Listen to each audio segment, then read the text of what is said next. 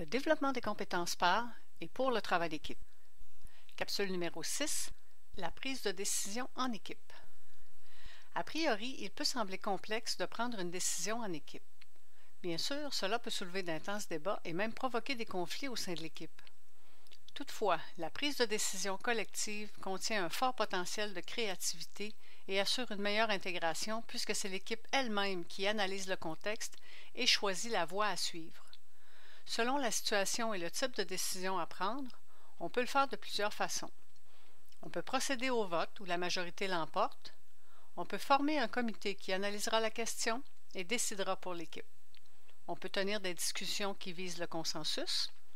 Ou une seule personne, parfois en autorité, peut imposer une décision. Même s'il est la plupart du temps souhaitable d'obtenir le consensus, l'importance de la décision, ses conséquences sur les membres de l'équipe et sur la poursuite des travaux, de même que le facteur temps, sont déterminants dans le choix de la méthode.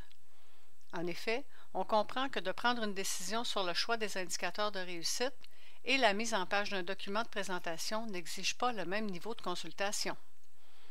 Pour être efficace, la prise de décision requiert la cueillette de données factuelles telles que des résultats, des faits, des chiffres. Elle doit s'appuyer sur l'analyse de ces données et respecter les constats qui en découlent.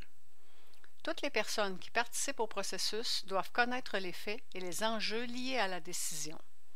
Elles doivent également pouvoir en discuter librement et explorer toutes les avenues possibles avant que la décision ne soit prise. Cela nécessite bien sûr davantage de temps pour réfléchir et discuter, mais la satisfaction des personnes et leur engagement dans la poursuite du mandat compensent largement les heures qui y auront été consacrées. Vous aimeriez en apprendre un peu plus sur le développement des compétences par et pour le travail d'équipe? Voici quelques pistes à explorer. L'intervention auprès des équipes, les conditions gagnantes du travail d'équipe, la préparation, la tenue et le suivi des rencontres, la gestion des conflits et les comportements à encourager.